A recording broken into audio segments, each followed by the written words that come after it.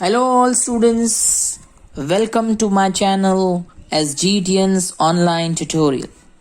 Students, आज मैं आपको सिखाने जा रहा हूँ फिजिक्स का एक बहुत ही इजी और important topic, Snell's law.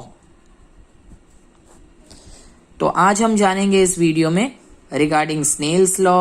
We will also come to know about laws of refraction and the most important refractive index, जो बहुत सिंपल है बट पता नहीं क्यों स्टूडेंट्स को कॉम्प्लिकेटेड रखता है। So let's start the video. तो स्टूडेंट्स, पहले मैं आपके लिए एक रेक्टेंगुलर ग्लास स्लैब बना रहा हूं, और जैसे आप सब जानते हैं that when a ray of light goes from air to glass, मतलब रेयर टू डेंसर मीडियम, मान लीजिए ये नॉर्मल है, it bends towards a normal.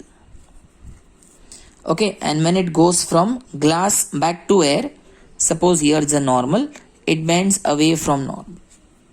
Very clear, right everyone? So students, ये जो angle है ना between the incident ray and normal, this angle is called angle of incidence. I मैं रख रहा हूँ. And this angle students between refracted ray and normal, इसको बोलते हैं angle of refraction. Confirm students? और students, ये जो इंसिडेंट रे है, ये जो रिफ्रैक्टेड रे है, और ये जो नॉर्मल है, ये तीनों पॉइंट्स, ये तीनों रेस एक पॉइंट पे मीट करते हैं, देखो, और इस पॉइंट को बोलते हैं पॉइंट ऑफ इंसिडेंस. सो सबसे जो पहला पॉइंट आपको याद रखना है वो ये है, the incident ray, the refracted ray and normal at the point of incidence all lie in the same plane. ये तीनों लाइंस, ये तीनों rays, incident ray, refracted ray and normal, एक पॉइंट पे मीट कर रही है. इसका मतलब according to mathematics they all lie in the same plane. This is the first law of refraction. क्या है? The incident ray, the refracted ray and normal at the point of incidence all lie in the same plane. अब दूसरे law की बात करते हैं students. जैसे आपको ट्रिग्नोमेट्री अच्छी तरह आता होगा. So this angle is the angle of incidence. Suppose ये 20 डिग्री है, 30 डिग्री है, 40 डिग्री है, whatever is the angle. So if you find the sine of this angle, मतलब sin I अगर आप फाइंड करें, और अगर आप sin R फाइंड करें, और इन दोनों की वैल्यूज को डिवाइड करें, and suppose you get some value, say for example x can be any ratio, it can be any decimal. तो यहां मुझे आंसर मिल रहा है x. उसके बाद मैंने क्या किया है students, same glass slab, but अब मैंने एंगल ऑफ इंसिडेंस को थोड़ा इंक्रीज कर दिया. So when I change the angle of incidence, angle of refraction also will change. Right students? तो अब अगर मैं साइन आई और साइन आर इस केस में अगर फिर से फाइंड करूं और इसकी वैल्यू फाइंड करूं, and in the third case again I change angle of incidence, angle of refraction, but remember students, sine I upon sine R always remains constant. I repeat, sine I और sine R का ratio हमेशा equal रहता है. If आपने medium को change नहीं किया, मतलब ग्लास स्लैब और एयर, यहां पे भी glass slab air, if the medium remains the same, if the ray of light remains the same, मतलब मान लीजिए यहाँ पे आपने ब्लू लाइट यूज की है तो यहाँ पे भी ब्लू लाइट यूज की है. So if the colour of light remains the same and the medium remains the same, then sine I और साइन आर का रेशियो ऑलवेज इज कांस्टेंट. इसकी वैल्यू हमेशा सेम आएगी. और स्टूडेंट्स, इस कांस्टेंट वैल्यू को हम कहते हैं refractive index. Refractive index of medium to relative to medium 1 या with respect to medium 1. ठीक है स्टूडेंट्स? सो क्या है refractive index? Refractive index is the constant value of sine I upon sine r. Remember that refractive index has got no unit. It has no unit. Clear? जितना medium denser उतना refractive index ज्यादा. more the denser the medium, more is the refractive index. Correct? So that's why diamond has the highest refractive index, because it is the most dense. Fine students, am I clear everybody? Up, let's read the laws of refraction. Having understood this, अब मैं आपको बताता हूँ text book में से laws of refraction. So students, if you look at the laws of refraction, it is very clearly written in the textbook, page number 174. The incident ray, the refracted ray, and the normal at the point of incidence all lie in the same plane. And second point, the ratio of sine of angle of incidence to the sine of angle of refraction is constant. और constant कब होगा? When the light is of same color and for a given pair of medium, means you don't have to change the medium. This law is known as Snell's law. And students, these two are the laws of refraction. So according to Snell's law, sin I upon sin R is always constant, and this constant value is called refractive index of second medium with respect to first medium.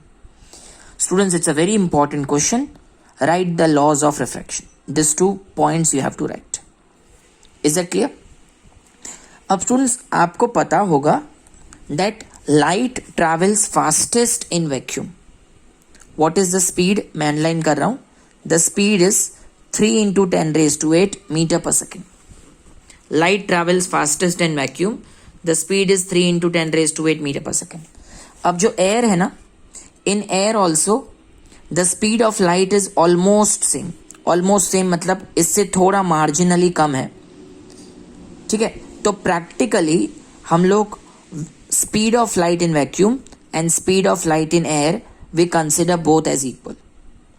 I repeat, this is the speed of light in vacuum. The speed of light in air is slightly less than this, but practically we consider both of them as equal. Confirm?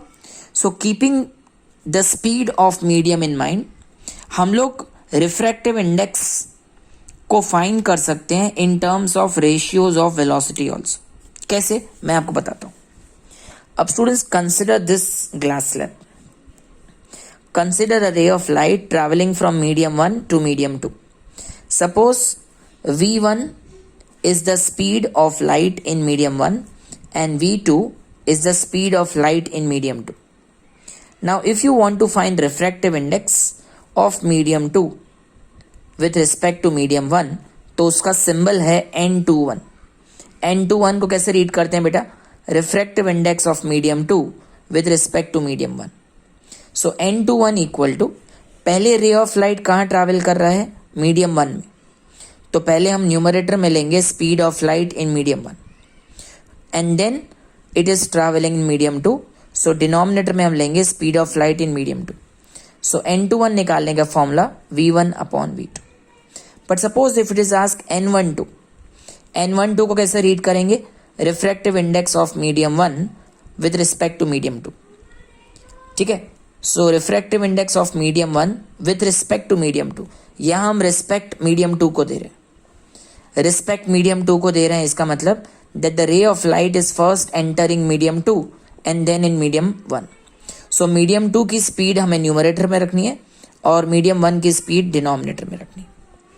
So this is the formula to find refractive index of medium in terms of velocity या speed.